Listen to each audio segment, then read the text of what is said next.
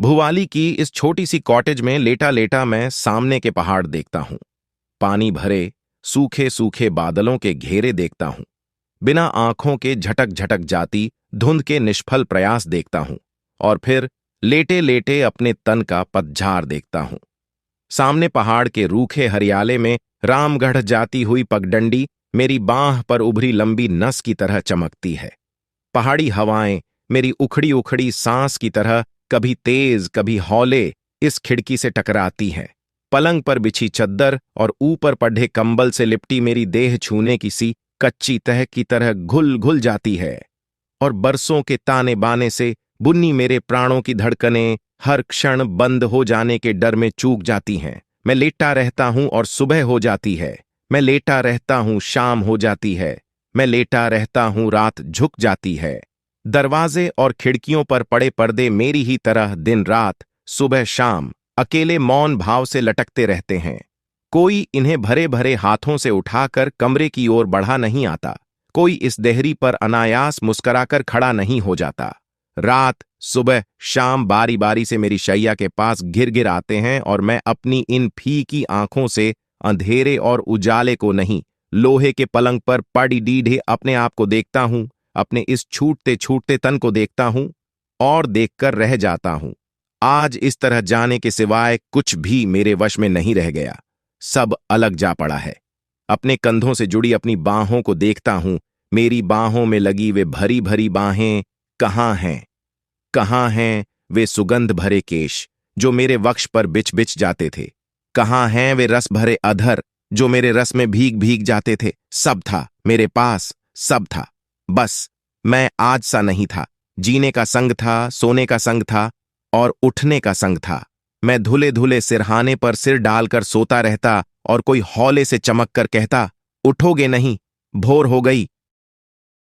आंखें बंद किए किए ही हाथ उस मोह भरी देह को घेर लेते और रात के बीते क्षणों को सूंघ लेने के लिए अपनी ओर झुकाकर कहते, इतनी जल्दी क्यों उठती हो? हल्की सी हंसी और बाहें खुल जाती, आंखें खुल जाती और गृहस्थी पर सुबह हो आती। फूलों की महक में नाश्ता लगता। धुले ताजे कपड़ों में लिपटकर गृहस्थी की मालकिन अधिकार भरे संयम से सामने बैठे रात के सपने साकार कर देती। प्याले में दूध उंडेलती उन अंगुलियों को देखता। क्या मेरे बालों को सहला सहलाकर सेहरा देने वाला स्पर्श इन्हीं की पकड़ में है? आंचल को थामे आगे की ओर उठा हुआ कपड़ा जैसे दोनों ओर की मिठास को संभालने को सतर्क रहता। क्षण भर को लगता, क्या गहरे में जो मेरा अपना है ये उसके ऊपर का आवरण है, या जो केवल मेरा है वह इससे परे, इससे नीचे कहीं और है? एक शिथिल मगर बहती बहती चाह विभोर कर जाती। मैं होता, मुझसे लगी एक और देह होती, उसमें मिठास होती जो रात में लहरा लहरा जाती। और एक रात भुवाली के इस क्षयग्रस्त अंधियारे में आती है। कंबल के नीचे पड़ा पड़ा मैं दवा की शीशियां देखता हूं और उन पर लिखे विज्ञापन देखता हूं। घूंट भरकर अब इन्हें पीता हूं तो सोचता हूं, तन के रस रीत जाने पर हाड़ मांस सब काट हो जाते हैं। मिट्टी नहीं कहता हूं, क्योंकि मिट्टी हो जाने से तो मिट्टी से फिर रस उभरता है। अभी तो मुझे मिट्टी होना है। कैसे सरसते दिन थे। तन मन को सहलाते बहलाते उस एक रात को मैं आज के इस शून्य में टटोलता हूं। सर्दियों के एकांत मौन में एकाएक किसी का आदेश पाकर मैं कमरे की ओर बढ़ता हूं। बल्ब के नीले प्रकाश में दो अधखुली थकी थकी पलकें जरा सी उठती हैं और बांह के घेरे तले सोए शिशु को देखकर मेरे चेहरे पर ठहर जाती हैं, जैसे कहती हूं, तुम्हारे आलिंगन को तुम्हारा ही तन देकर सजीव कर दिया है। मैं उठता हूं। ठंडे मस्तक को अधरों से छूकर यह सोचते सोचते उठता है कि जो प्यार तन में जगता है, तन से उपजता है, वही देह पाकर दुनिया में जी भी आता है। पर कहीं एक दूसरा प्यार भी होता है जो पहाड़ के सूखे बादलों की तरह उठ उठाता है और बिना बरसे ही भटक भटक कर रह जाता है। वर्षों बीते। एक बार गर्मी में पहाड़ गया था। बुआ के यहां पहली बार उन आंखों सी आंखों को देखा था। धुपाती सुबह थी। नाश्ते की मेज से उठा तो परिचय करवाते करवाते न जाने क्यों बुआ का स्वर जरा सा अटका था। सांस लेकर कहा, मिन्नी से मिलो रवि, 2 ही दिन यहां रुकेगी। बुआ के मुख से यह फीका परिचय अच्छा नहीं लगा। वह कुछ बोली नहीं, सिर हिलाकर अभिवादन का उत्तर दिया और जरा सी हंस दी। उस दूर दूर तक लगने वाले चेहरे से मैं अपने को लौटा नहीं सका। उस पतले किंतु भरे भरे मुख पर कसकर बांधे घुंघराले बालों को देखकर मन में कुछ ऐसा सा हो आया कि किसी के गहरे उलाहने की सजा अपने को दे डाली गई है। सब उठकर बाहर आए तो बुआ के बच्चे उस दुबली देह पर पड़े आंचल को खींच स्नेहवश उन बाहों से लिपट लिपट गए। मन्नो जीजी, मन्नो जीजी। बुआ किसी काम से अंदर जा रही थी, खिलखिलाहट सुनकर लौट पड़ी। बुआ का वह कठिन, बंधा और खिंचावट को छिपाने वाला चेहरा मैं आज भी भूला नहीं हूं। कड़े हाथों से बच्चों को छुड़ाती, ठंडी निगाह से मन्नो को देखती हुई ढीले स्वर में बोली, जाओ मन्नो, कहीं घूम आओ, तुम्हें उलझा उलझा कर तो ये बच्चे तंग कर डालेंगे। मां की घुड़की आंखों ही आंखों में समझकर बच्चे एक ओर हो गए।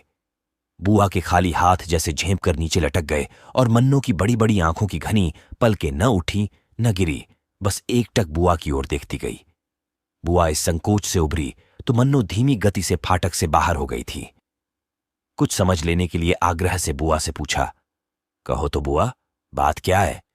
बुआ अटकी, फिर झिझक कर बोली, बीमार है रवि। 2 वर्ष सैनेटोरियम में रहने के बाद अब सेठ जी ने वहीं कॉटेज ले दी है। साथ घर का पुराना नौकर रहता है। कभी अकेले जी ऊब जाता है तो 4 दिन को शहर चली जाती है। नहीं नहीं बुआ, मैं धक्का खाकर जैसे विश्वास नहीं करना चाहता। रवि, जब कभी 4 महीने बाद लड़की को देखती हूं तो भूख प्यास सब सूख जाती है। मैं बुआ की इस सच्चाई को कुरेद लेने को कहता हूं। बुआ, बच्चों को एकदम अलग करना ठीक नहीं हुआ, पल भर तो रुक जाती। बुआ ने बहुत कड़ी निगाह से देखा, जैसे कहना चाहती हो तुम यह सब नहीं समझोगे, और अंदर चली गई। बच्चे अपने खेल में जुट गए थे।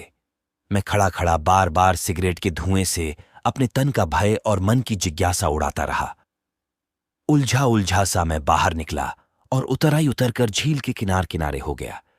सड़क के साथ साथ इस ओर छाह थी। उछल उछल आती पानी की लहरें कभी धूप से रुपहली हो जाती थीं। देवी के मंदिर के आगे पहुंचा तो रुका, जंगले पर हाथ टिकाए झील में नौकाओं की दौड़ को देखता रहा। बलिष्ठ हाथों में चप्पू थामे कुछ युवक तेज रफ्तार से तालीताल की ओर जा रहे हैं। पीछे की कश्ती में अपने तन मन से बेखबर एक प्रौढ़ बैठे ऊँग रहे हैं। उसके पीछे बोट क्लब की किश्ती में विदेशी युवतियां, फिर और 2-4 पाल वाली नौकाएं। एकाएक किश्ती में नहीं, जैसे पानी की नीची सतह पर वही पीला चेहरा देखता हूं, वही बड़ी बड़ी आंखें, वही दुबली पतली बाहें, वही बुआ के घर वाली मन्नो। 2-4 बार मन ही मन नाम दोहराता हूं, मन्नो मन्नो मन्नो। मैं ऊंचे किनारे पर खड़ा हूं और पानी के साथ साथ मन्नो वहीं चली जा रही है। खींचे घुंघराले बाल, अनझपी पलकें, पर बुआ कहती थी, बीमार है मन्नो, बीमार है। जंगले पर से हाथ उठाकर बुआ के घर की दिशा में देखता हूं। चीना की छोटी अपने पहाड़ी संयम से सिर उठाए सदा की तरह सीधी खड़ी है। एक ढलती सी पथरीली ढलान को उसने जैसे हाथ से थामे रखा है, और मैं नीचे इस सड़क पर खड़े खड़े सोचता हूं कि सब कुछ रोज जैसा है, केवल मन से उभर उभर आती वे 2 आंखें नई हैं, और उन 2 आंखों के पीछे की वही बीमारी जिसे कोई छू नहीं सकता, कोई उबार नहीं सकता। घर पहुंचा तो बुआ बच्चों को लेकर कहीं बाहर चली गई थी। कुछ देर ड्राइंग रूम में बैठा बैठा बुआ के सुघड़ हाथों द्वारा की गई सजावट देखता रहा। कीमती फूलदानों में पगाई गई पहाड़ी झाड़ियां सुंदर लगती थीं। कैबिनेट पर बड़ी फ्रेम में लगे सपरिवार चित्र के आगे खड़ा हुआ तो बुआ के साथ खड़े फूफा की ओर देखकर सोचता रहा कि बुआ के लिए इस चेहरे पर कौन सा आकर्षण है जिससे बंधी बंधी वह दिन रात वर्ष मास अपने को निभाती चली आती है। पर नहीं, बुआ ही के घर में होकर यह सोचना मन के शील से परे है। झिझक कर ड्राइंग रूम से निकलता हूं और अपने कमरे की सीढ़ियां चढ़ जाता हूं। सिगरेट जलाकर झील के दक्षिणी किनारे पर खुलती खिड़की के बाहर देखने लगता हूं। हरे पहाड़ों के छोटे बड़े आकारों में टीन की लाल लाल छतें और बीच बीच में मटियाली पगडंडियां। बुआ खाने तक लौट आएगी और मन्नो भी तो। देर तक टन के साथ नौकर ने खाने के लिए अनुरोध किया। खाना लगेगा साहिब? बुआ कब तक लौटेंगी? खाने को तो मना कर गई हैं। कथन के रहस्य को मैं इन अर्थहीन सी आंखों में पड़ जाने के प्रयत्न में रहता हूं, और जो मेहमान हैं, नौकर तत्परता से झुककर, आपके साथ नहीं साहिब, वह अलग से ऊपर खाएंगी। मैं एक लंबी सांस भरकर जले सिगरेट के टुकड़े को पैर के नीचे कुचल देता हूं। शायद साथ खाने के डर से छुटकारा पाने पर या शायद साथ न खा सकने की विवशता पर। इस दिन खाने की मेज पर अकेले खाना खाते खाते क्या सोचता रहा था आज तो याद नहीं, बस इतना याद है कांटे छुरी से उलझता बार बार मैं बाहर की ओर देखता था। मीठा कौर मुंह में लेते ही घोड़े की टाप सुनाई दी। ठिठक कर सुना, सलाम साहिब। धीमी मगर सधी आवाज, 2 घंटे तक पहुंच सकोगे ना? जी हुजूर। सीढ़ियों पर आहट हुई और अपने कमरे तक पहुंचकर खत्म हो गई। खाने के बर्तन उठ गए। मैं उठा नहीं। दोबारा कॉफी पी लेने के बाद भी वहीं बैठा रहा। एकाएक मन में आया कि किसी छोटे से परिचय से मन में इतनी दुविधा उपजा लेना कम छोटी दुर्बलता नहीं है। आखिर किसी से मिल ही लिया हूं तो उसके लिए ऐसा सा क्यों हुआ जा रहा हूं। घंटे भर बाद मैं किसी की पैरों चली सीढ़ियों पर ऊपर चढ़ा जा रहा था। खुले द्वार पर पर्दा पड़ा था। हौले से थाप दी। चले आइए। पर्दा उठाकर देहरी पर पांव रखा। हाथ में कश्मीरी शाल लिए मन्नो अटैची के पास खड़ी थी। देखकर चौंकी नहीं। सहज स्वर में कहा, आइए, और सोफे पर फैले कपड़े उठाकर कहा, बैठिए। बैठते बैठते सोचा, बुआ के घर भर में सबसे अधिक सजा और साफ कमरा यही है। नया नया फर्नीचर, कीमती पर्दे और इन सब में हल्के पीले कपड़ों में लिपटी मन्नो। अच्छा लगा। बात करने को कुछ भी न पाकर बोला, आप लंच तो जी ले चुकी हूं, और भरपूर निगाहों से मेरी ओर देखती रही। मैं जैसे कुछ कहलवा लेने को कहता हूं, बुआ तो कहीं बाहर गई हैं। सिर हिलाकर मन्नो शाल की तह लगाती है और सूटकेस में रखते रखते कहती है, शाम में पहले ही नीचे उतर जाऊंगी। बुआ से कहिएगा एक दिन को आई थी। बुआ तो आती ही होंगी। इसका उत्तर न शब्दों में आया न चेहरे पर। कहते कहते एक बार रुका, फिर न जाने कैसे आग्रह से कहा, एक दिन और नहीं रुक सकेंगी? वह कुछ बोली नहीं। बंद करते सूटकेस पर झुकी रही। फिर पल भर बाद जैसे स्नेह भरे हाथ से अपने बालों को छुआ और हंसकर कहा, क्या करूंगी यहां रहकर? भुवाली के इतने बड़े गांव के बाद ये छोटा सा शहर मन को भाता नहीं। वह छोटी सी खिलखिलाहट, वह कड़वाहट से भरे का व्यंग्य आज इतने वर्षों के बाद भी मैं वैसे ही, बिल्कुल वैसे ही सुन पाता हूं। वही शब्द है, वही हंसी है और वही पीली सी सूरत। हम संग संग नीचे उतरे थे। मेरी बाह पर मन्नो का कोट था। नौकर और माली ने झुककर सलाम किया और अतिथि से इनाम पाया। साइस ने घोड़े को थपथ पाया। हुजूर चढ़ेंगी? उड़ी उड़ी नजर उन आंखों की बाह पर लटके कोट पर अटकी। पैदल आऊंगी, थोड़ा आगे आगे लिए चलो। चाहा कि घोड़े पर चढ़ जाने के लिए अनुरोध करूं, पर कह नहीं पाया। फाटक से बाहर होते होते वह पल भर को पीछे मुड़ी, जैसे छोड़ने के पहले घर को देखती हो। फिर एकाएक अपने को संभाल कर नीचे उतर गई। राह में कोई भी कुछ बोला नहीं। टैक्सी खड़ी थी, सामान लगा। ड्राइवर ने उन कठिन क्षणों को मानो भांप कर कहा, कुछ देर है साहिब। मन्नो ने इस बार कहीं देखा नहीं। कोट लेने के लिए मेरी ओर हाथ बढ़ा दिया। वह कार में बैठी। कुली ने तत्परता से पीछे से कंबल निकाला और घुटनों पर डालते हुए कहा, कुछ और मेम साहिब? घुंघराली छाह ढीली सी होकर सीट के साथ जा टिकी। घुटनों पर पतली पतली सी विवश बाहें फैलाते हुए धीरे से कहा, नहीं नहीं, कुछ और नहीं, धन्यवाद। अधखुले कांच में अंदर झांका। मुख पर थकान के चिन्ह थे। बाहों में मछली मुखी कंगन थे। आंखों में क्या था ये मैं पढ़ नहीं पाया। वह पीली पतझड़ी दृष्टि उन हाथों पर जमी थी जो कंबल पर एक दूसरे से लगे मौन पड़े थे। कार स्टार्ट हुई। मैं पीछे हट चुपचाप बाथरूम में पहुंच गया। सामान सब था। मुंह हाथ धोने से पहले गिलास में ढककर रखे गर्म पानी से गला साफ किया। ऐसा लगा किसी की घुटी घुटी जकड़ में से बाहर निकल आया हूं। कपड़े बदलकर चाय पर जा बैठा। बच्चे नहीं, केवल बुआ थी। बुआ ने चाय उंडेली और प्याला आगे कर दिया। बुआ? बुआ ने जैसे सुना नहीं। बुआ बुआ। पल भर के लिए अपने को ही कुछ ऐसा सा लगा कि किसी और को पुकारने के लिए बुआ को पुकार रहा हूं। बुआ ने विवश हो आंखें ऊपर उठाईं। समझ गया कि बुआ चाहती हैं कुछ कहूं नहीं, पर मैं नहीं रुका। बुआ, 2 दिन की मेहमान तो एक ही दिन में चली गई। बुआ चम्मच से अपनी चाय हिलाती रही। कुछ बोली नहीं। इस मौन से और भी निर्दयी हो आया। कहती थी, बुआ से कहना मैं एक ही दिन को आई थी। इनके आगे बुआ जैसे कुछ और सुन नहीं सकी। गहरा लंबा श्वास लेकर आहत आंखों से मुझे देखा। तुम कुछ और नहीं कहोगे रवि, और चाय का प्याला वहीं छोड़ कमरे से बाहर हो गई। उस रात दौरे से फूफा के लौटने की बात थी। नौकर से पूछा तो पता लगा 2 दिन के बाद आने का तार आ चुका है। चाहा एक बार बुआ के कमरे तक हो आऊं, संकोचवश पांव उठे नहीं। देर बाद सीढ़ियों में अपने को पाया तो सामने मन्नो का खाली कमरा था। आगे बढ़कर बिजली जलाई, सब खाली था, न पर्दे, न फर्नीचर, न मन्नो। एकाएक अंगीठी में लगी लकड़ियों को देख मन में आया, आज वह यहां रहती तो रात देर गए इसके पास यहीं बैठती और मैं शायद इसी तरह जैसे अब यहां आया हूं उसके पास आता। उसके ये सब क्या सोच रहा हूं, क्यों सोच रहा हूं? किसी अनदेखे भय से घबराकर नीचे उतर आया। खिड़की से बाहर देखा, अंधेरा था। सिरहाना खींचा, बिजली बुझाई और बिस्तर पर पड़े पड़े भुवाली की वह छोटी सी कॉटेज देखता रहा जहां अब तक मन्नो पहुंच गई होगी। रवि! मैं चौंका नहीं, यह बुआ का स्वर था। बुआ अंधेरे में ही पास आ बैठी और हौले हौले सिर हिलाती रही। बुआ! बुआ का हाथ पल भर को थमा, फिर कुछ झुककर मेरे माथे तक आ गया। रूंधे स्वर से कहा, रवि, तुम्हें नहीं, उस लड़की को दुलराती हूं। अब ये हाथ उस तक नहीं पहुंचता। मैं बुआ का नहीं, मन्नो का हाथ पकड़ लेता हूं। बुआ देर तक कुछ बोली नहीं, फिर जैसे कुछ समझते हुए अपने को कड़ा कर बोली, रवि, उसके लिए कुछ मत सोचो, उसे अब रहना नहीं है। मैं बुआ के स्पर्श तले से हरकर कहता हूं, बुआ, मुझे ही कौन रहना है? आज वर्षों बाद भुआली में पड़े पड़े मैं असंख्य बार सोचता हूं कि उस रात मैं अपने लिए यह क्यों कह गया था।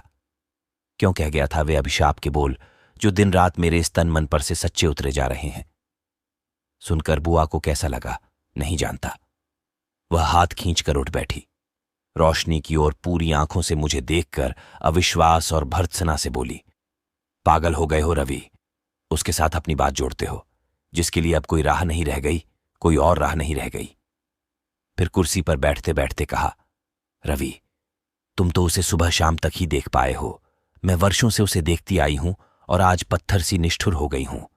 उसे अपना बच्चा ही करके मानती रही हूं, यह नहीं कहूंगी।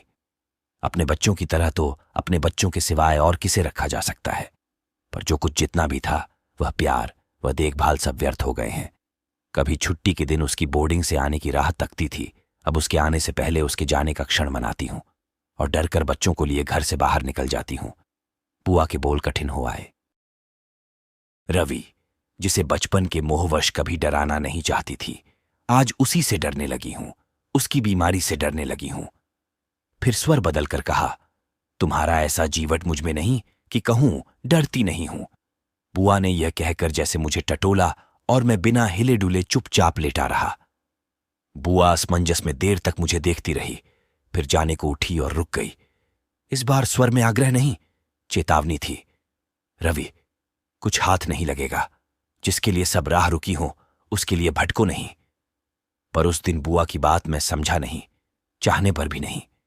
अगली सुबह चाहा कि घूम घूम कर दिन बिता दूं। घोड़ा दौड़ाता लड़िया कोटा पहुंचा और उन्हीं पैरों लौट आया। घर की ओर मुंह करते करते न जाने क्यों मन को कुछ ऐसा लगा कि मुझे घर नहीं कहीं और पहुंचना है। चढ़ाई के मोड़ पर कुछ देर खड़ा खड़ा सोचता रहा और जब ढलती दोपहरी में तल्ली ताल की उतराई उतरा तो मन के आगे सब साफ था। मुझे भुवाली जाना था, बस से उतरा। अड्डे पर रामगढ़ के लाल लाल सेबों के ढेर देखकर यह नहीं लगा कि यही भुवाली है। बस में सोचता आया था कि वहां घुटन होगी, पर चीड़ के ऊंचे ऊंचे पेड़ों से लहराती हवाएं बह बह आती थीं। छाह ऊपर उठती है, धूप नीचे उतरती है और भुवाली मन को अच्छी लगती है, तन को अच्छी लगती है। चौराहे से होकर पोस्ट ऑफिस पहुंचा, कॉटेज का पता लिया और छोटे से पहाड़ी बाजार में होता हुआ पाइंस की ओर हो लिया। खुली चौड़ी सड़क के मोड़ से अच्छी सी पतली राह कॉटेज की ओर जाती थी। जंगले के नीचे देखा, अलग अलग खड़े पहाड़ों के बीच की जगह पर एक खुली चौड़ी घाटी बिछी थी। तिरछे सीधे छोटे छोटे खेत किसी के घुटने पर रखे कसीदे के कपड़े की तरह धरती पर फैले थे। दूर सामने दक्षिण की ओर पानी का ताल धूप में चांदी के थाल की तरह चमकता था। इस पहली बार भुवाली आने के बाद मैं एक बार नहीं कई बार यहां आया, लौट लौट कर यहां आया, पर उस आने जैसा आना तो फिर कभी नहीं आया। मैं चलता हूं और कुछ सोचता नहीं हूं, न यह सोचता कि मन्नो के पास जा रहा हूं, न यह सोचता हूं कि मैं जा रहा हूं, बस चला जा रहा हूं। पेड़ के तने पर लिखा है पाइन्स। लकड़ी का फाटक खोलता हूं और गमलों की कतारों के साथ साथ बरामदे तक पहुंच जाता हूं। कारपेट पर हौले हौले पांव रखता हूं कि कम आवाज हो। द्वार खटखटाता हूं और झुकी कमर पर अनुभवी चेहरा इधर बढ़ा आता है। जान लेता हूं कि यही पुराना नौकर है। घर में है? बिटिया को पूछते हो बेटा? मैं सिर हिलाता हूं। बिटिया नीचे ताल को उतरी थीं, लौटती ही होंगी। मैं बाहर खुले में बैठा बैठा प्रतीक्षा करता हूं।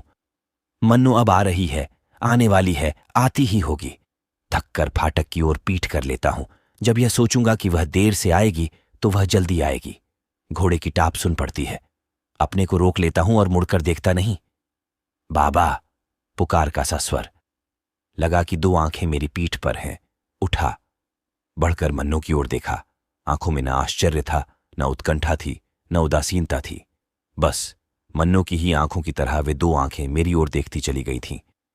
बाबा, बूढ़ा नौकर लपक कर घोड़े के पास आया और लाड़के से स्वर में बोला, उतरो बिटिया, बहुत देर कर दी, और हाथ आगे बढ़ा दिया। मन्नू सहारा लेकर नीचे उतरी। तनिक अम्मा को तो बुलाओ बाबा, मेरा जी अच्छा नहीं। सुख तो है बिटिया। चिंता का यह स्वर सुनकर बिटिया जरा सा हंस दी, फिर रुककर लंबी सांस भरकर बोली, अच्छी भली हूं बाबा, बड़ी अम्मा से कहो बिछौना लगा दें। बाबा ने बिटिया के लिए कुर्सी खींच दी, फिर सहम कर पूछा, बिटिया लेटोगी? हां बाबा।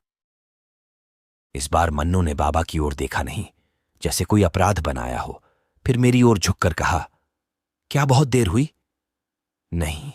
मैं सिर हिलाता हूं, पर आंखें नहीं। इस बार झिझक से नहीं, अधिकार से पूछता हूं, क्या जी अच्छा नहीं? मन्नू ने पल भर को थकी थकी पलकें मूंद ली और कुछ बोली नहीं। बूढ़ी दादी दौड़ी दौड़ी शाल लिए आई और कंधों पर ओढ़कर जैसे अपने को ही दिलासा देने के लिए कहा, मन्नू, ख्याली क्यों घबराने लगी? अभी सब ठीक हुआ जाता है। इनके लिए चाय भेजूं? मन्नू एकदम कुछ कह नहीं पाई, फिर कुछ सोचकर बोली, अम्मा, पूछ देखो, पिएंगे तो नहीं? मैं कुछ ठीक ठीक समझा नहीं। व्यस्त होकर कहा, नहीं नहीं, मुझे अभी कुछ भी पीना नहीं है। मन्नू ने जैसे न सुना न मुझे देखा ही, फिर जैसे अम्मा को मेरे परिचय की गंभीरता जताने के लिए पूछा, चाची तो अच्छी है, अभी चाचा लौटे तो न होंगे? अम्मा झट समझ गई, मन्नू की चाची के यहां से आया हूं। बोली, बेटा, आने की खबर देते तो मन्नू के लिए कुछ मंगवा लेती। बड़ी मां, अंदर जाकर देखो ना, मैं थकी हूं, अब बैठूंगी नहीं। मैं लज्जित सा बैठा रहा, कुछ फल ही लिए आता। मन्नू कुछ देर मेरे चेहरे पर मेरा मन पड़ती रही, फिर धीमे से ऐसी बोली, मानो मुझसे नहीं, अपने से कहती हो, यहां न कुछ लाना ही अच्छा है ना, कुछ ले ही जाना। मैं अपनी नासमझी पर पछता कर रह गया। मन्नू अंदर चली तो साथ हो लिया। कंबल उठाकर बड़ी मां ने बिटिया को लिटाया, बाल ढीले करते करते माथे को छुआ और मेरे लिए कुर्सी पास खींचकर बाहर हो गई। मन्नू, मन्नू बोली, नहीं। दुबली सी बांह तनिक सी आगे की ओर, फिर एकाएक कुछ सोचकर पीछे खींच ली। आज जब स्वयं भी मन्नू सा बन गया हूं, 100 बार अपने को न्यौछावर कर उसी क्षण को लौटा लेना चाहता हूं। मैं कुर्सी पर बैठा बैठा क्यों उस बांह को छू नहीं सकता था? क्या उस हाथ को सहला नहीं सकता था? उमड़ते मन को किसी ने जैसे जकड़कर वहीं उस कुर्सी पर ठहरा लिया था। क्या था उस झिझक में? क्या था उस झिझकने वाले मन में? रहा होगा, यही भय रहा होगा जो अब मुझसे मेरे प्रियजनों को दूर रखता है। उस रात जब जाने को उठा था तो आंखों का मोह पीछे बांधता था, मन का भय आगे खींचता था, और जब जल्दी जल्दी चलकर डाक बंगले में पहुंच गया तो लगा कि मुक्त हो गया हूं, क्षण क्षण जकड़ते बंधन से मुक्त हो गया हूं। उस अभागी रात में जो मुक्ति पाई थी वह मुझे कितनी फली, चाहता हूं आज एक बार मन्नू देखती तो। रात भर ठीक से सो नहीं पाया, बार बार नींद में लगता कि भुवाली में हूं। भुवाली में सोया हूं, वही पाइन्स का बड़ी बड़ी खिड़कियों वाला कमरा है। मन्नू के पलंग पर लेटा हूं और पास पड़ी कुर्सी पर बैठी बैठी मन्नू अपनी उन्हीं 2 आंखों से मुझे निहारती है। मैं हाथ आगे करता हूं और वह थोड़ा सा हंसकर सिर हिला कहती है, नहीं, इसे कंबल के नीचे कर लो, अब इसे कौन छुएगा? मन्नू, मन्नू कुछ कहती नहीं, हंस भर देती है। रात भर इन दुःस्वप्नों में भटकने के बाद जगा तो बुआ दिख पड़ी। कुछ हाथ नहीं लगेगा रवि? उस सुबह फिर मैं रुका नहीं, न डाक बंगले में न भुवाली में। बस के अड्डे पर पहुंचा तो धूप में बुझी बुझी भुवाली मुझे भैयावनी लगी। एक बार जी को टटोला, पाइंस नहीं नहीं, कुछ नहीं, लौट जाओ। घर पहुंचकर बुआ मिली। कड़ी चेतावनी वाला खींचा खींचा चेहरा था। भरपूर मुझे देखकर जैसे सांस रोके पूछा, कहाँ थे कल? रानीखेत तक गया था बुआ। कह तो जाते। मैं न जाने किस उलझन में आया था। कहाँ कहने को बुआ, था क्या? दोपहर में फूफा मिले। कल लौटे थे और सदा की तरह गंभीर थे। खाना खाते उन्हें देखता रहा। एकाएक उन्हें प्लेट पर से आंखें उठाकर बुआ की ओर देखते हुए देखा तो सचमुच में जान गया कि फूफा के भाई अवश्य ही मन्नो के पिता होंगे। दृष्टि में वही ठहराव था, वही अचंचलता थी। फूफा ने खाने पर से उठते उठते उलझे से स्वर में मुझसे पूछा, रवि, बुआ तुम्हारी लखनऊ तक जाना चाहती है, पहुंचा आ सकोगे? जी सकूंगा। मैं, बुआ और बच्चे नैनी से नीचे उतर रहे हैं। मैं पीछे की सीट पर बैठा बैठा विदा हो जाने की आकस्मिकता को सिगरेट के धुएं में भूल जाने का प्रयत्न करता हूं। चौड़े मोड़ से बस नीचे की ओर मुड़ी। खिड़की से बाहर देखा तो पहाड़ की हरियाली में वही कल वाली भुवाली की सफेदी दिख रही थी। काठगोदाम से लखनऊ। एक रात बुआ की ससुराल रुककर बुआ से विदा लेने गया तो बुआ ने पूछा, लौट जाने की सोचते हो रवि? कुछ दिन यहीं रुको। नहीं बुआ। बुआ इस नहीं को एकाएक स्वीकार नहीं कर सकी। पास बिठाकर कुछ देर देखती रही, फिर स्नेह से कहा, कहां जाओगे? बुआ कुछ पता नहीं। बुआ कुछ कहना चाहती थी पर कह नहीं पा रही थी। कुछ रुकते रुकते कहा, रवि, तुम्हारे फूफा तो तुम्हारे वापस नैनी लौटने को कहते थे। नहीं बुआ, अब तो दक्षिण जाऊंगा पिताजी के पास। बुआ को जैसे विश्वास न हुआ।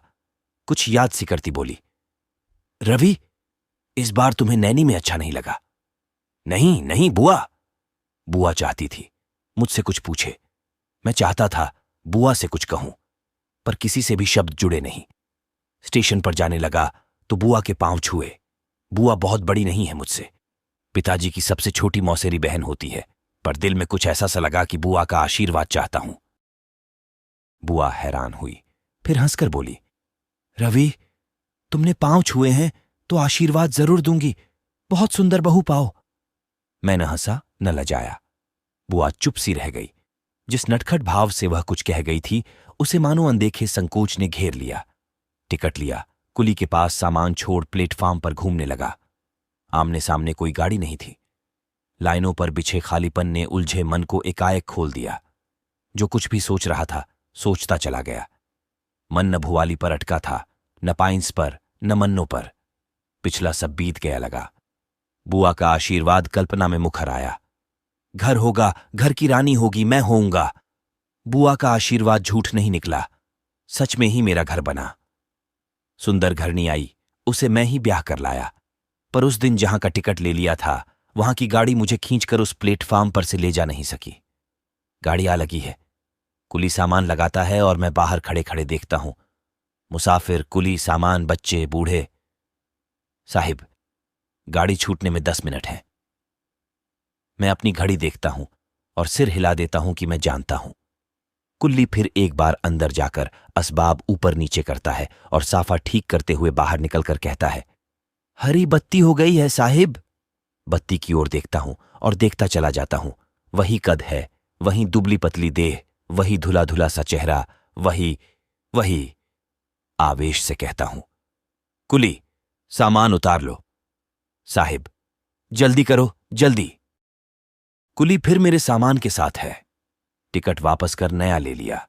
स्टेशन से फल के टोकरे बंधवाए, चाय पी और बरेली के लिए गाड़ी में जा बैठा। जहां मुझे जाना है वहीं जाकर हटूंगा। जब मैं नहीं रुकता हूं तो मुझे कौन रोकेगा? क्यों रोकेगा? एस्टरिस्क एस्टरिस्क घर में आगे लॉन में बैठा सर्दियों की ढलती धूप में अलसा रहा हूं। अंदर से मां निकली और पास बैठते हुए कहा, बेटा, इस बार छुट्टी में आ ही गए तो ठहर जाओ। बार बार इनकार करना अच्छा नहीं लगता। मां की बात सुनकर मैं सयाने बेटे की तरह हंसता हूं और मन ही मन सोचता हूं कि मां कितना ठीक कहती है। अपनी नौकरी पर रहता हूं और अकेले आदमी के खर्च से कहीं अधिक कमाता हूं, फिर क्यों इनकार करूंगा? मां की आशा के विपरीत बड़ी आवाज में कहता हूं, मां, जो तुम्हें रुचे वही मुझे भाएगा। बेटा, लड़की देखना चाहोगे? हाँ मां। लगा। मां मन ही मन हंसी। खाने के बाद रात को घूमकर आया तो कमरे में शांति थी, मन में शांति थी। किसी को देखने के लिए कॉलेज के दिनों वाली उतावली जिज्ञासा मन में नहीं रह गई थी। लगा कि अकेले रहते रहते किसी के संग की आशा नहीं कर रहा, उसे तो अपना अधिकार करके मान रहा हूं। हाथ में किताब लेकर रात को लेटा तो पढ़ते पढ़ते ऊब गया। आंखों के अंधेरे में देखा किसी पहाड़ पर चढ़ा जा रहा हूं। दूर चीड़ के पेड़ों के झुंड दिखते हैं। आसमान सब सुनसान है, अपनी पदचाप के सिवाय कोई आवाज नहीं। एकाएक आदमी का स्वर गूंजता है, इधर उधर, और अंधेरे में हिलता एक हाथ आगे बढ़ा बढ़ा आता है मेरे गले की ओर, निकट और निकट। दुबली कलाई, पतली अंगुलियां। मैं डरता हूं, पीछे हटता हूं और घबरा कर आंखें खोल देता हूं। उठा, खिड़की का पर्दा उठाकर बाहर झांका। लॉन के दाहिने हरी घास पर पिताजी के कमरे की लाइट फैली थी। संभला, लंबी सांस लेकर बालों को छुआ तो माथा ठंडा लगा। भयावना सूनापन और अंधेरे में वह हाथ, मन से जिसे भूल चुका हूं, उसे आज ही याद क्यों आना था? क्यों याद आना था? क्यों दिख जाना था उस हाथ को, जो वर्षों गई पाइन्स की उतराई से उतरते उतरते मैंने अंतिम बार देखा था, छुआ था? नहीं कहूंगा, क्योंकि असंख्य बार सोच सोच कर छू भर लेने के लिए बांह आगे करनी, छू लेना नहीं होता। महीना भर नैनी में रहते हुए बार बार भुवाली से लौटने के बाद जब अंतिम बार मैं मन्नू के पास से लौटा था तो लौट लौट कर उस लौटने को न लौटना करना चाहता था। 3 बार नीचे उतरा था और 3 बार मुड़कर ऊपर गया था। मन्नू शाल में लिपटी आराम कुर्सी पर अधलेटी थी। पास खड़े होकर उसकी चुप्पी को जैसे उस पर से उतार देने को उदास स्वर में कहा, कल तो नैनी से नीचे उतर जाऊंगा। मन्नू ने नीचे फैले शाल को सहज सहज सहेजा। 1 महीने पहले वाली दृष्टि मुख पर लौट आई। वही पराया सा देखना, वही दूर दूर सा लगता चेहरा। मन्नू, चाहता हूं मन्नू से कुछ तो कहूं, पर क्या कहूं? यह कि जल्दी लौटूंगा। क्षण क्षण अपने से कहता हूं, आऊंगा, फिर आऊंगा, पर जिस निगाह से मन्नू मुझे देखती है वह जैसे बिना बोल के ये कहे जा रही है कि अब तुम यहां नहीं आओगे। मन्नू, रवि, और बस कठिन सी होकर थोड़ा सा हंसी और हाथ जोड़ दिए। नमस्कार। इन जुड़े जुड़े हाथों को देखता रहा। जरा सा आगे बढ़ा कि विदा दूं, पर न जाने क्यों खड़ा का खड़ा रह गया। समझाने के से स्वर में मन्नू बोली, देरी होती है रवि। जी भरकर देखने वाली अपनी आंखों को झुकाकर मैं जल्दी जल्दी नीचे उतर गया। मैं फिर लौटूंगा, पर क्या सदा के लिए चला जा रहा हूं? मुड़कर पीछे देखा और खींचकर ठिठक गया। मन्नू वहीं उसी मुद्रा में बैठी थी, मानो वह जानती थी कि लौटूंगा। साथ पड़ी कुर्सी की ओर संकेत कर कहा, बैठो रवि। स्वर में न व्यथा थी, न संग छूटने की उदासी थी, न मेरे आने पर आश्चर्य था। आंखों ही आंखों में कुछ ऐसा देखा जैसे पूछती हो, कुछ कहना है? मैं अपने को बच्चे की तरह छोटा करके कहता हूं, मन्नू, मन नहीं होता जाने को। मन्नू कुछ देर देखती रही। मैं चाहता हूं मन्नू कुछ भी कहे तो। एक छोटी सी सांस जैसे छोटी से छोटी घड़ी के लिए उसके गले में अटकी। फिर घने स्वर में कहा, एक न एक बार तो तुम्हें चले ही जाना है रवि। मैं हाथों से घेर कर उस देह को नहीं तो उस स्वर को छू लेना चाहता हूं, चूम लेना चाहता हूं। मन्नू! आगे बढ़ता हूं, कुछ रोक लेने की, थाम लेने की मुद्रा में मन्नू दोनों हाथ आगे डाल देती है। बस मन्नू! अपना अनुरोध उस तक पहुंचाना चाहता हूं। नहीं, इस नहीं के आगे नहीं है और कुछ नहीं। मन्नू दुबला सा हाथ हिलाकर आंखों से मुझे विदा देती है और मैं विवश सा, व्यर्थ सा नीचे उतरता हूं। आंखों पर धुंध सी उमड़ आती है। संभलता हूं और एक बार फिर पीछे देखता हूं। बिल्कुल ऐसे लगता है कि किनारे पर खड़ा हूं और किश्ती में बैठी मन्नू वहीं चली जा रही है। वह मुझे नहीं देखती। उसकी आंखों के आगे उसके अपने हाथों की रोक है, अपने हाथों की ओट है। हाथों पर टिका मन्नू का सिर नीचे झुका है, आंखें शायद बंद हैं, शायद गीली हैं। उस कड़े आहत अभिमान की बात सोचकर छटपटाता हूं। कदम उठाकर फाटक के पास पहुंचा तो सिसकियां सुनकर रुक गया। मन ही मन दोहराकर कहा, मन्नू! इसी पुकार को पलटकर जैसे उत्तर आया, ठहरो नहीं, रुको नहीं। सच ही मैं ठहरा नहीं, उतरता चला गया और हर पग के साथ दूर होता चला गया। उस कॉटेज से, कॉटेज में रहने वाली मन्नो से, मन्नो की उन 2 आंखों से, पर मन्नो की स्मृति से नहीं। मन्नो की याद मुझे आज भी आती है।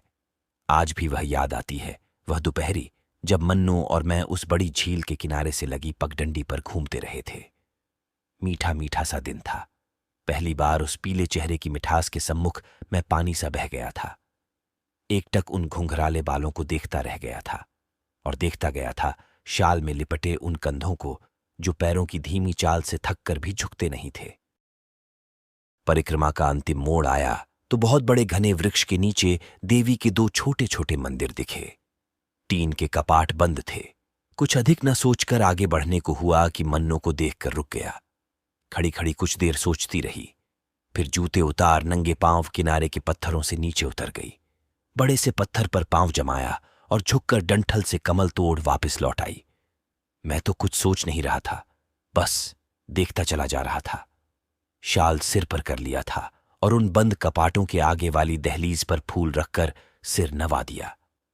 मंदिर के बंद कपाटों के आगे माथा टेक उठी तो मानो मन्नो सी नहीं लग रही थी। ऐसे दिखा कि यह झुकी छाया मन्नो नहीं, कोई व्यर्थ हो गई विवशता हो जिसने भाग्य के इन बंद कपाटों के आगे माथा टेक दिया था। इस निर्मम अकेलेपन के लिए मन में ढेर सा दर्द उठाया। बहते से स्वर में कहा, दर्शन करने का मन हो मन्नो तो किसी से पुजारी का स्थान पूछूं। मन्नो ने कुछ कहने से पहले स्वर को संभाला, फिर सिर हिलाकर कहा, नहीं रवि, ऐसा कुछ नहीं। मुझे कौन वरदान मांगने हैं? अपने लिए तो कपाट बंद हो गए हैं। बस इतना ही चाहती हूं, यह कपाट उनके लिए खुले रहे जिनसे बिछुड़कर मैं अलग आ पड़ी हूं। मन्नो को छूने का भय, उसके रोग का भय जो अब तक मुझे रोकता था, बांधता था, अलग जा पड़ा। झील की ठंडी हवा में फहराते से घुंघराले बालों पर झुककर बांह से घेरते हुए कहा, मन्नो। मन्नो चौंकी नहीं, कंधे पर पड़ा हाथ धीरे से अलग कर दिया और समूची आंखों से देखते हुए बोली, रवि, जिसे तुम झेल नहीं सकते उसके लिए हाथ न बढ़ाओ। आवाज में न उलाहना था, न व्यंग्य था, न कटुता। बस जो कहने को था वही कहा गया था। इस कहने का उत्तर मैं उस दिन नहीं दे पाया, बार बार मन्नो के पास जाने पर भी नहीं दे पाया, और नहीं दे पाया विदा के उन क्षणों में जब मन्नो को रोता छोड़ मैं अंतिम बार पाइंस की उतराई उतरता चला गया था। जिस दुर्बलता से कायर बनकर डरा था वह आज अपने पर ही बीत गई है। आज अपने लिए, मन्नो के लिए उस कायरता को कोसता हूं। घर में चहल पहल थी। मां को सुंदर बहू मिली, मुझे भली संगिनी। भोलेपन से मुस्कराती मीरा को देखता हूं तो कहीं खो जाने को मन चाहता है, लेकिन अब खोऊंगा क्यों? अब तो बंध गया हूं, बंधा ही रहूंगा। आस पास नाते रिश्ते हैं, मित्र बंधु हैं। ब्याह वाले घर के ऊंचे कहके सुनकर खुशी से मन उमड़ उमड़ जाता है। कैसा आयोजन है यह भी! एक दिन जो बात शुरू हो जाती है उसे संपूर्णतया पूर्ण कर दिया जाता है। इतने समूचे मन से ब्याह के सिवाय और क्या होता है जो संपन्न होकर एक टेक पर, एक विराम पर पहुंच जाता है। तन मन, घर द्वार, अंदर बाहर सब एक ही प्यार में भीग जाते हैं। कल मीरा को लेकर समुद्र किनारे चला जाऊंगा। महीना भर रुककर वहां के लिए प्रस्थान करेंगे जहां अब तक मैं बेघर सा होकर रहता रहा हूं। एस्टरिस्क एस्टरिस्क उस अपार असीम सागर के किनारे एक दूसरे पर छा छा जाते हम घंटों घूमते रहे, बीच बीच में ठहरते और मोहवश एक दूसरे में छिपे अपने अपने प्यार को चूमते। सुबह शाम, दिन रात कहाँ छिपते, कहाँ डूबते, यह हम देख देख कर भी नहीं देखते थे। इसके बाद प्रहरों की तरह बीत गए वे 10 वर्ष। संग संग लगे, बिछोह से दूर, मग्न दिन रात। मीरा और बच्चों से दूर इस कॉटेज में पड़ा पड़ा आज भी पीछे लौटता हूं तो बहुत निकट से किसी सांस का स्वर सुनता हूं। हम कितने सुखी हैं, कितने! चाहता हूं किसी की आंखों में देखकर इसका उत्तर दूं, किसी को छूकर कुछ कहूं, पर सुनने वाला कोई नहीं। बच्चों के लिए मीरा ने मेरा मोह छोटा कर लिया। गए महीने रानी खेत जाते मीरा बच्चों के संग घंटे भर को यहां रुकी थी। बरामदे में लेटे लेटे उन तीनों को ऊपर आते देखता रहा। फाटक पर पहुंचकर मीरा पल भर को ठिठकी थी, फिर दोनों हाथों से बच्चों को घेरे के अंदर ले आई। मुन्ना, रानी प्रणाम करो बेटा। बच्चों के झिझक से बंधे हाथ मेरी ओर उठे। देखकर कंठ भर आया। मेरा भाग्य मुझसे दूर, मुझसे अलग जा पड़ा है। मेरे ही बच्चे आश्चर्य की दृष्टि से मुझे देख मां की आज्ञा का पालन कर रहे हैं।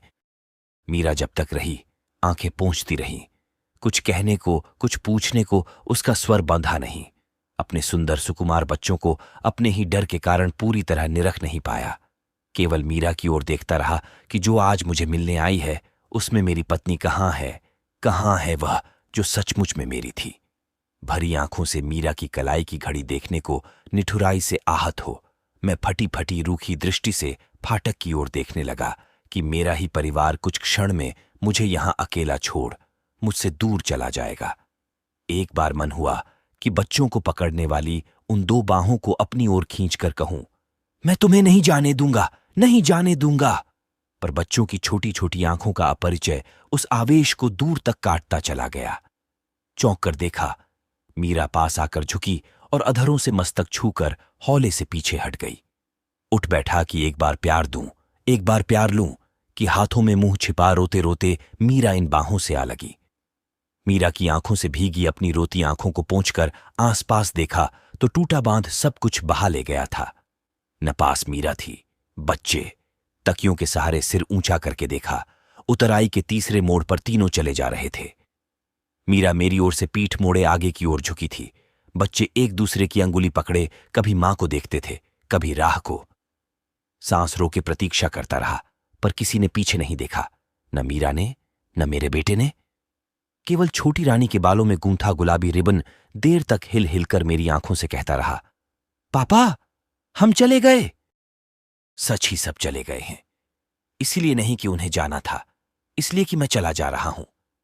ऐसे ही एक दिन मन्नो के जाने को भांपकर मैं उतराई में उतरता चला गया था। मेरी ही तरह अकेले में मन्नो रोई थी। अब जान पाया हूं कि हाथों में मुंह छिपाकर वह रोना कितना अकेला था। पर इस बार जाकर बरसों मैंने मन्नो की सुधि नहीं ली। जब कभी नींद में देखता वह दुबली देह, बड़ी बड़ी आंखें और कंबल पर फैली पतली पतली बाहें, तो जागकर उद्वेग से मीरा की ओर बढ़ जाता। एक बार दौरे पर लखनऊ आया तो बुआ मिली। देर तक इधर उधर की बातें करने के बाद एकाएक स्वर बदलकर बोली, रवि, मन्नो तो अब नहीं रही। नहीं बुआ, मैं पिता हो जाने के गांभीर्य को संभालते कहता हूं। नहीं बुआ। बुआ जैसे मुझे कई वर्षों पहले के उस रवि को कहती है। रात को सोई तो जगी नहीं। अम्मा छुट्टी पर थी। सुबह सुबह ख्याली अंदर आया तो सांस चुक गई थी। मैं रूंधे गले से जैसे कुछ पूछने को कहता हूं। बुआ। बुआ आंख पोंछती पोंछती कुछ सोचती रही, फिर दर्द से बोली, रवि, एक बार उसे पत्र तो लिखते। मैं रूमाल से रुलाई सोखने लगा। तुम्हारे नाम का एक पार्सल छोड़ गई थी अलमारी में। खोला तो जर्सी थी। दूसरे दिन बुआ के पास फिर आया तो जल्दी जल्दी पांव छूकर कहा, अच्छा बुआ। रवि। बुआ की वही कल वाली आवाज थी। मैंने सिर हिलाकर गौर विवशता के से स्वर में कहा, नहीं बुआ, नहीं। बुआ समझ गई मैं कुछ भी जानना नहीं चाहता हूं, पर जैसे मन ही मन मन्नों के लिए टूट कर बोली, यही बार बार सोचती हूं कि जिसके प्यार को भी कोई न छू सके, ऐसा दुर्भाग्य उसे क्यों मिला, क्यों मिला। एस्ट्रिस्क लखनऊ से लौटकर मैं कई दिन मन से मन्नों को उतार नहीं पाया। यही देखता कि पाइंस में कुर्सी पर बैठी वह मेरे लिए जर्सी तैयार कर रही है, वही हाथ हैं, वही दृष्टि है, एस्ट्रिस्क। और एक दिन साल भर घर में बीमार रहने के बाद मैं भूवाली पहुंच गया। वही चीड़ की ठंडी हवाएं थीं, वही सुहानी धूप थी, वही भूवाली थी और वही मैं था। पर इस बार किसी को पता करने मुझे पोस्ट ऑफिस की ओर नहीं जाना था। पाइंस के सामने वाले पहाड़ पर किसी के अभिशाप से बनी कॉटेज में पहली बार सोया तो भर भर आते कंठ से रात भर एक ही नाम पुकारता रहा, मन्नो, मन्नो। आज वह होती तो।